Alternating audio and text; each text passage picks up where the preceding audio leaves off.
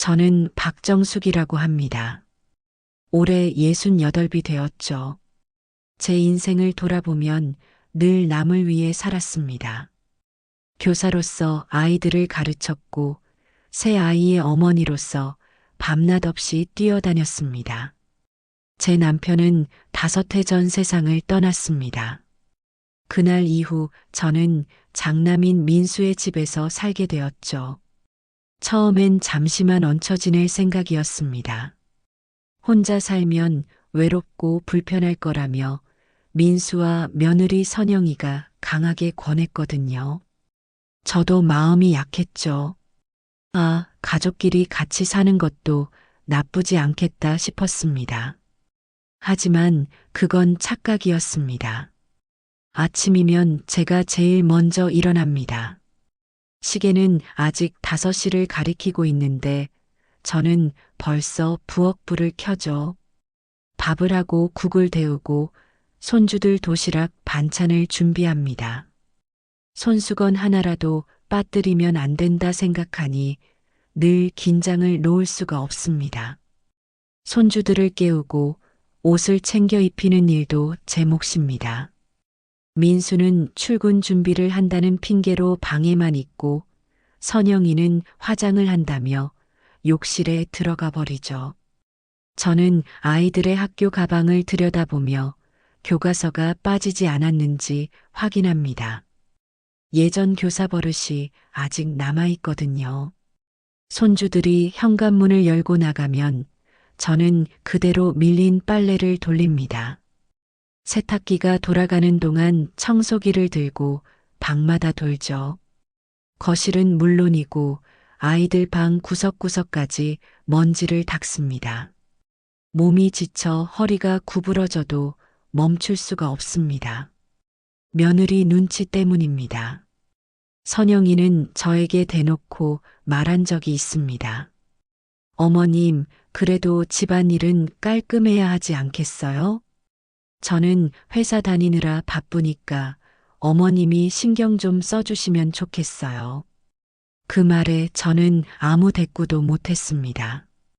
원래 교사였던 제가 아이들을 훈육할 땐 누구보다 당당했는데 정작 며느리 앞에서는 작아지더군요. 제가 해온 집안일이 당연한 듯 여겨지고 누가 칭찬해주는 일도 없습니다. 그저 하루가 끝나면 뼈마디가 욱신거리는 몸만 남습니다. 밤이 되어도 상황은 비슷합니다. 아이들이 잠든 뒤 저는 다음날 입을 교복을 다림질합니다. 주름 하나라도 보이면 며느리의 눈총이 날아오니까요. 다리미에서 흰 김이 뿜어져 나올 때마다 제 가슴도 뜨겁게 죄어옵니다.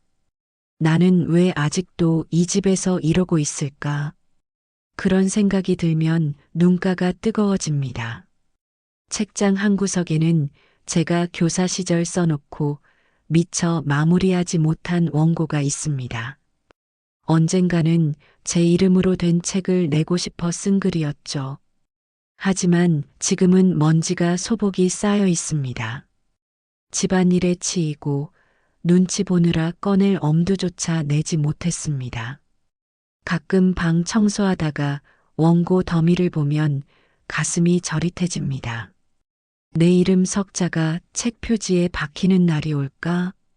그 질문은 언제나 허무한 한숨으로 끝났습니다. 밤이 깊어지면 창문 밖으로 바람이 스칩니다. 저는 혼잣말처럼 중얼거립니다. 정수가, 너는 교사였잖아. 아이들에게 존경받던 선생님이었잖아. 그런데 왜 지금은 이렇게 눈치만 보며 살아야 하니? 그 말을 뱉고 나면 가슴이 먹먹해집니다. 저는 스스로를 다독이려 했습니다. 그래도 가족이지 않니? 자식과 손주 곁에서 사는 게 어디야? 혼자 늙는 것보다는 낫지. 하지만 그 위로는 늘 금세 무너졌습니다. 제 삶이 제 것이 아니라는 생각이 마음을 짓눌렀습니다. 그날도 하루의 마지막을 다림질로 마치고 제 방에 들어왔습니다. 침대에 누웠지만 좀처럼 잠이 오질 않았습니다. 머릿속에서 들려오는 며느리의 말소리가 귓가를 파고들었거든요. 어머님이 계셔서 다행이에요. 저는 신경 안 써도 되니까요. 그 말이 칭찬일까요? 아니면 제 존재를 단순히 편리함으로만 여기는 걸까요? 제 귀에는 후자처럼 들렸습니다. 저는 이불을 덮고 눈을 감았습니다. 하지만 잠 대신 눈물이 흘러내렸습니다. 내 인생이 어쩌다 이렇게 된 걸까? 남편이 살아 있었다면 저는 조금은 다르게 살고 있지 않았을까? 그때는 몰랐습니다. 이 지독한 답답함이 곧 폭풍처럼 제 삶을 뒤흔들게 될 거라는 것을요. 아침 햇살이 거실 창으로 들어올 때쯤 저는 벌써 세 번째 빨래를 널고 있었습니다. 허리와 어깨는 무겁게 내려앉았고 손가락 마디는 뻣뻣하게 굳어 있었습니다. 그런데 그 순간 거실에서 들려오는 며느리의 목소리가 제 귀에 박혔습니다. 민수 씨, 솔직히 말해서 어머님이 여기 계시면 저희 생활이 좀 불편하지 않아요? 친구들 초대하기도 눈치 보이고 방 하나도 계속 차지하고 계시잖아요. 그 말에 제 손에서 빨랫줄이 덜컥 흔들렸습니다. 저도 모르게 숨을 죽였죠. 며느리의 말투는 불평이라기보다는 이미 확신에 가까웠습니다. 아들 민수의 목소리가 이어졌습니다. 그래도 어쩌겠어. 아버지 안 계신데 혼자 계시면 외롭잖아. 그냥 모시는 게 맞지. 겉으로는 그럴듯한 말이었지만 저는 그 안에 깔린 무심함을 단번에 느꼈습니다. 불편하니까 참고 산다. 아들의 진짜 마음이 고스란히 전해졌습니다. 순간 가슴이 철렁 내려앉았습니다. 빨래를 널다 말고 저는 베란다에 주저앉아 버렸습니다. 눈물이 왈칵 쏟아지려는 걸 꾹 눌렀습니다. 정수가 참아라. 내가 울면 더 비참해질 뿐이야. 마음속에서 스스로를 달래보았지만 목구멍까지 올라온 서러움은 가라앉지 않았습니다. 그날 저녁 식탁 위에는 제가 만든 된장찌개와 몇 가지 반찬이 올려져 있었습니다. 저는 정성껏 만들었다 생각했죠. 그런데 선영이는 수저를 들자마자 말했습니다. 어머님, 요즘은 이런 음식보다는 좀 세련된 걸로 해주시면 안 될까요? 애들도 입맛이 까다로워서 잘 안 먹잖아요. 그 말은 제 마음을 송두리째 흔들어 버렸습니다. 제가 평생 가족을 위해 차려온 밥상이 한순간에 무가치하게 느껴졌습니다. 저는 조용히 대답했습니다. 그래, 다음부터는 신경 써볼게. 제 방으로 돌아왔을 때 책상 위에 놓인 원고 더미가 눈에 들어왔습니다. 먼지가 잔뜩 덮인 원고를 손끝으로 살짝 쓰다듬었습니다. 순간 교사 시절 아이들에게 둘러싸여 있던 제 모습이 떠올랐습니다.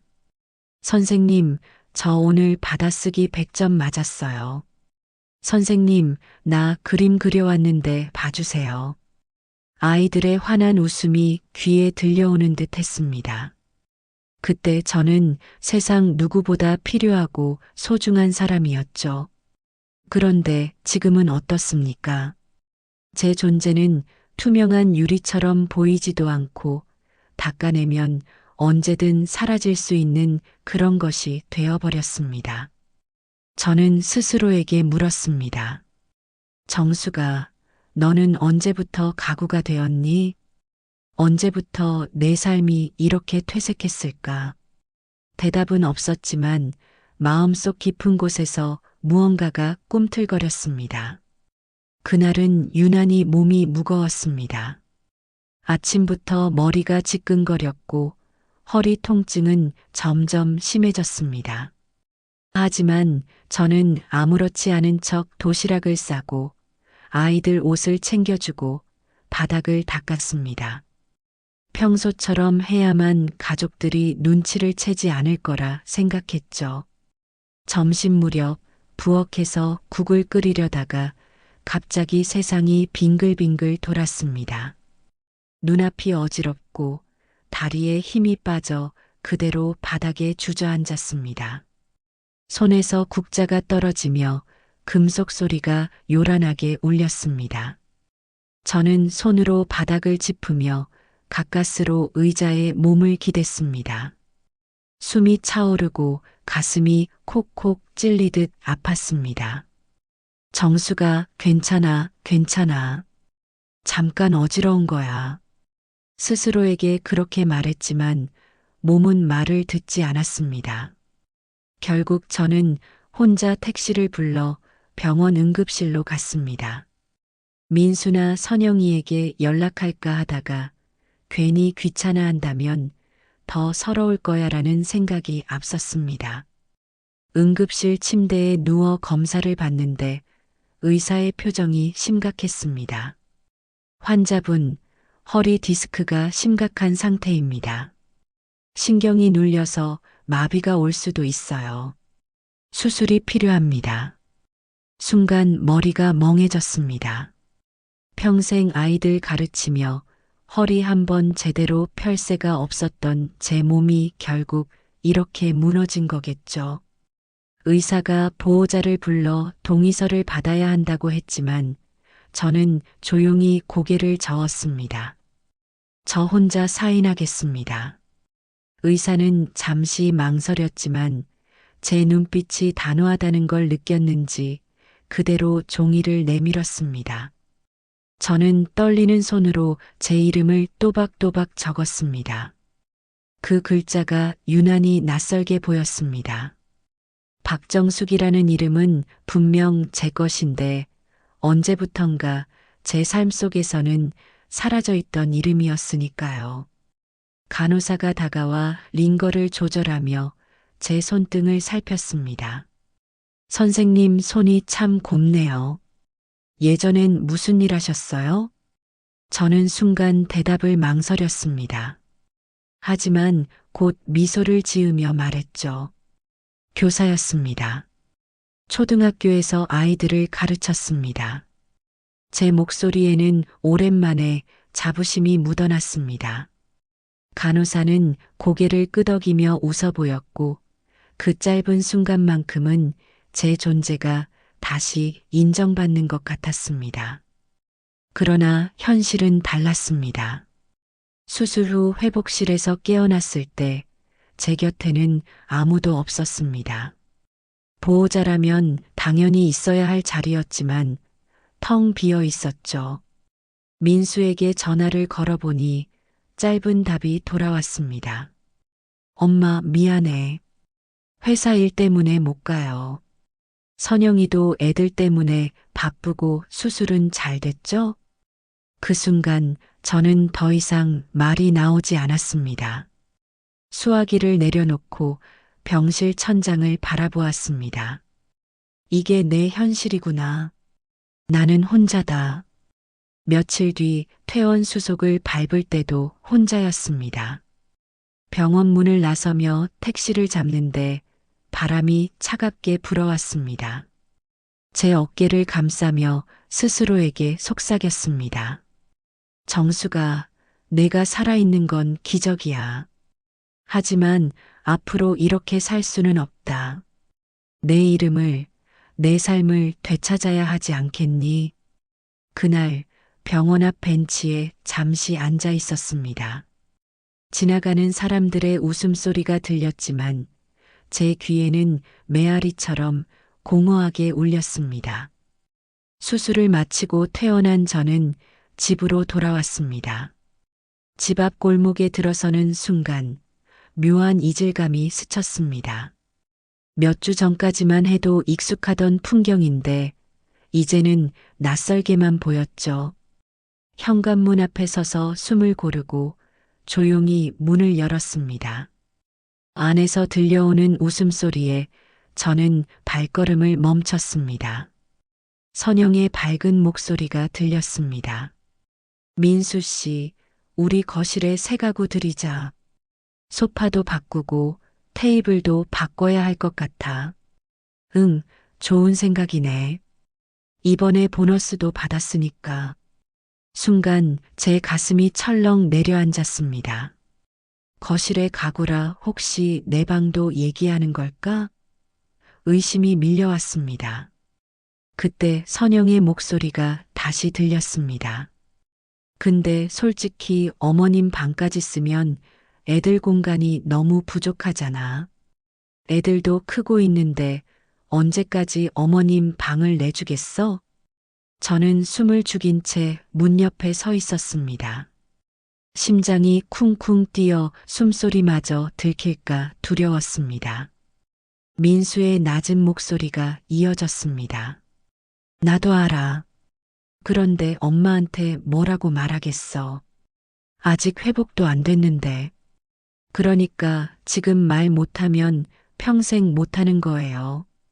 애들 교육비도 많이 들어가고 공간도 부족한데 어머님이 고집만 안 부리시면 문제 없잖아.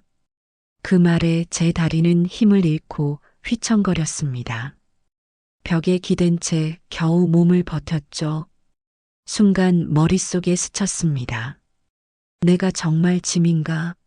내 존재가 이 집의 짐이 된 걸까? 그제야 발소리가 다가왔습니다. 저는 급히 문을 열고 들어가며 애써 환하게 웃었습니다. 나왔다. 선영은 잠깐 놀란 얼굴을 하더니 곧 미소를 지었습니다. 어머님, 수술 잘 끝나서 다행이에요. 몸은 괜찮으세요? 저는 대답 대신 고개만 끄덕였습니다. 민수는 괜히 물컵을 만지작거리며 눈을 마주치지 않았습니다.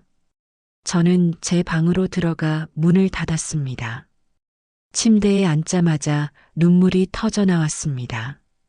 남의 집 벽지가 된 듯 언제든 뜯겨나가 버릴 수 있는 존재가 된 것 같았습니다. 병실에서 혼자 견뎌낸 시간이 오히려 덜 서러운 듯 느껴졌습니다. 그날 밤 저는 거의 잠을 이루지 못했습니다. 선영이의 말이 귓가에 계속 맴돌았습니다. 고집만 안 부리시면 문제 없잖아. 그 고집이라는 단어가 저를 송두리째 흔들어 놓았습니다. 제가 숨 쉬고 있는 것조차 고집이라니. 그때 제 안에서 무언가 또렷하게 일어섰습니다. 그건 분노였지만 동시에 아주 오래된 자존심이었습니다. 단순히 상처받는 데서 끝나지 않고 다시 나를 찾아야겠다는 갈망이 점점 커져갔습니다. 그러던 어느 날 병원에서 재활 치료를 받으러 나갔다가 작은 카페 앞을 지나게 됐습니다.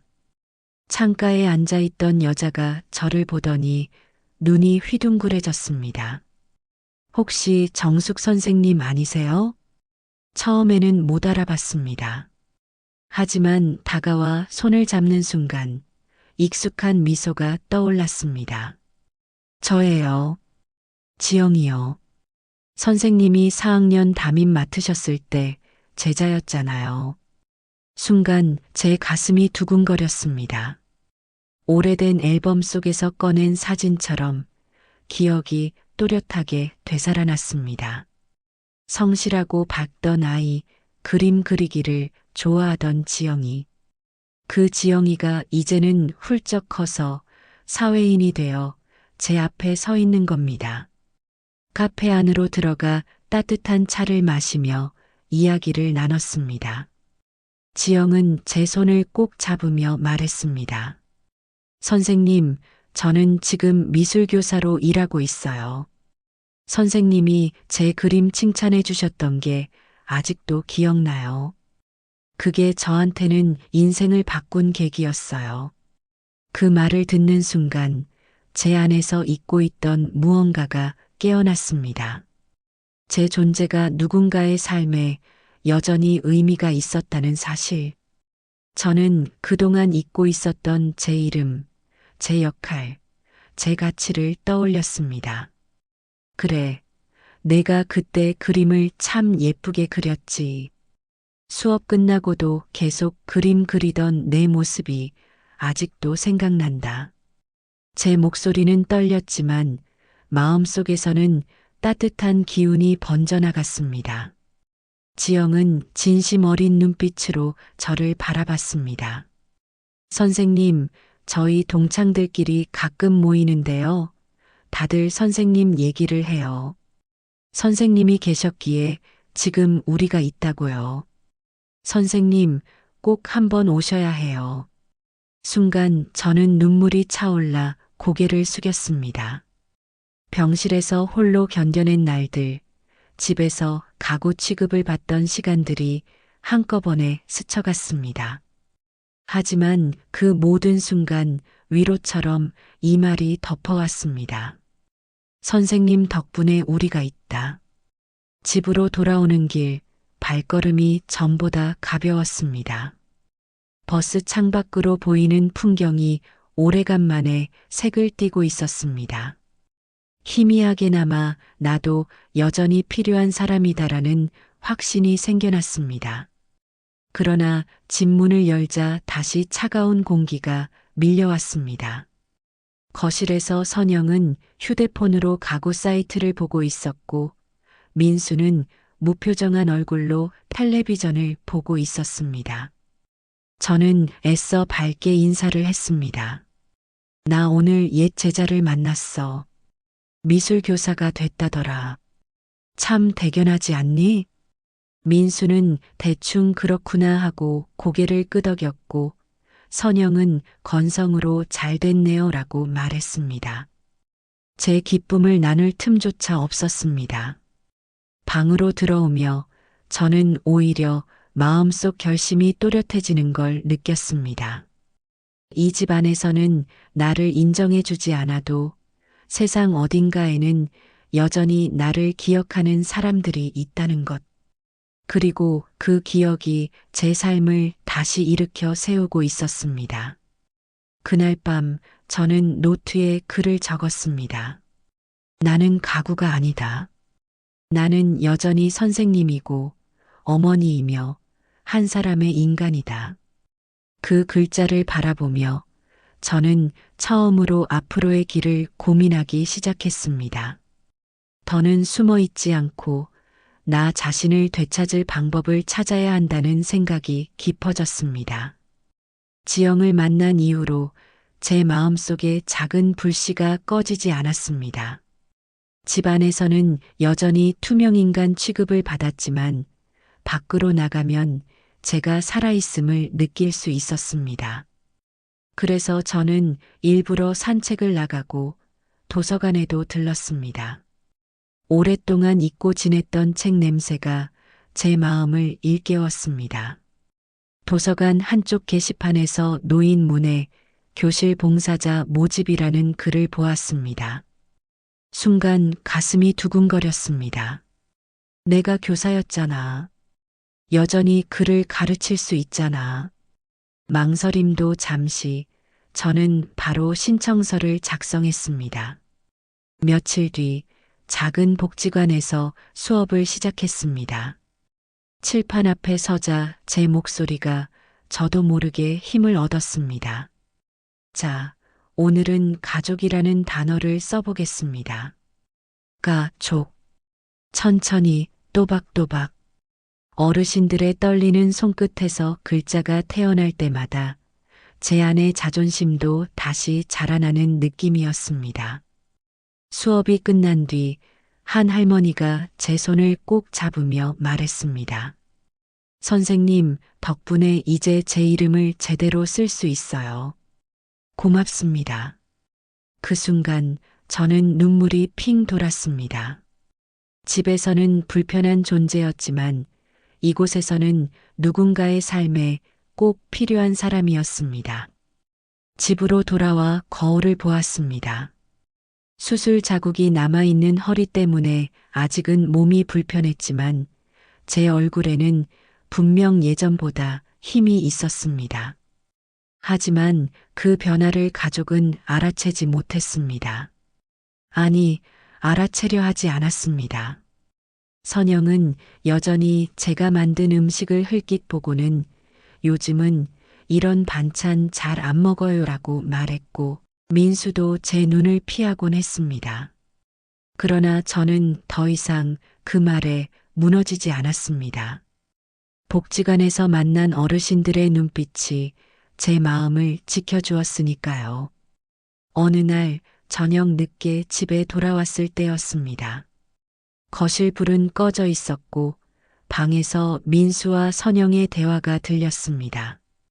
저는 문 앞에서 그 말들을 엿듣고 말았습니다. 민수 씨, 솔직히 말해요. 어머님 계속 모시고 살 자신 있어요? 애들도 점점 힘들어하고 나도 지쳐요. 알아. 나도 솔직히 힘들어. 근데 엄마가 갈 데가 어디 있겠어. 그러니까 시설이라도 알아봐야죠. 요즘은 좋은 요양원도 많다잖아요. 그 말을 듣는 순간 제 몸이 굳어버렸습니다. 요양원. 제 인생을 고스란히 가정과 교직에 바쳤는데 마지막은 요양원이라니. 민수가 한숨을 쉬며 말했습니다. 아직은 조금 더 지켜보자. 수술도 했고 지금 내쫓으면 사람들이 뭐라 하겠어. 그러니까 눈치만 보는 거잖아요. 솔직히 난 힘들어요. 그들의 대화는 마치 제 존재를 두고 흥정하는 것 같았습니다. 저는 더 이상 들을 수 없어 제 방으로 도망치듯 들어갔습니다. 침대에 누워 천장을 바라보는데 눈물이 흘러내렸습니다. 정수가, 이제는 분명히 알겠지? 이 집에서는 내가 짐이야. 내가 있어도 없어도 달라질 게 없는 존재야. 하지만 절망 속에서도 제 안의 불씨는 꺼지지 않았습니다. 오히려 더 또렷해졌습니다. 그래, 이 집에서 설 자리가 없다면 내가 나설 길을 찾아야지. 내 인생의 주인은 나야. 다음 날 아침 저는 복지관에 가서 담당자에게 말했습니다. 혹시 더 많은 수업을 맡을 수 있을까요? 제가 시간을 낼 수 있습니다. 담당자는 환하게 웃으며 고개를 끄덕였습니다. 선생님 같은 분이 필요했어요. 할머니들이 많이 기다리실 겁니다. 그 말에 저는 다시 힘을 얻었습니다. 집안에서 버려진 존재였지만 세상은 아직 저를 필요로 하고 있었습니다. 복지관에서의 수업은 점점 늘어났습니다. 글을 배우러 오는 어르신들도 많아졌고 저는 매일같이 그들과 함께 글을 쓰고 읽었습니다. 수업이 끝날 때면 복지관 강당에 웃음소리가 가득 찼습니다. 그러던 어느 날 지영이 저를 찾아왔습니다. 선생님, 동창들이랑 같이 전시회를 여는데 꼭 오셔야 해요. 저희 모두 선생님께 감사 인사드리고 싶어요. 저는 처음엔 망설였습니다. 내가 거기 가도 될까? 하지만 지영의 간절한 눈빛에 결국 고개를 끄덕였습니다. 전시회 날 갤러리 안에는 수많은 그림이 걸려 있었고 그곳에서 여러 제자들이 저를 기다리고 있었습니다. 선생님 하고 달려와 안기는 제자들, 눈시울이 붉어진 채 감사 인사를 전하는 목소리. 그 순간 저는 깨달았습니다. 제 삶은 결코 헛되지 않았다는 것을. 전시의 한쪽에 작은 글귀가 적혀 있었습니다. 우리의 시작에는 늘 정숙 선생님이 계셨습니다. 그 글자를 보는 순간 눈물이 흘러내렸습니다. 하지만 이번 눈물은 슬픔이 아닌 기쁨이었습니다. 집으로 돌아오는 길 마음이 전과는 달랐습니다. 더 이상 이 집에 갇힌 가구가 아니라 제 이름을 가진 한 사람으로 서 있다는 확신이 생겼습니다. 방 안 책상에 앉아 오래된 노트에 글을 남겼습니다. 나는 박정숙이다. 누군가의 짐이 아니라 누군가의 기억 속에 살아있는 선생님이다. 이제는 더 이상 움츠리지 않겠다. 나를 지키며 나답게 살아가겠다. 창밖에는 밤하늘이 펼쳐져 있었고 별빛이 또렷하게 빛나고 있었습니다. 그 빛처럼 제 마음 속에서도 새로운 길이 환히 열리고 있었습니다.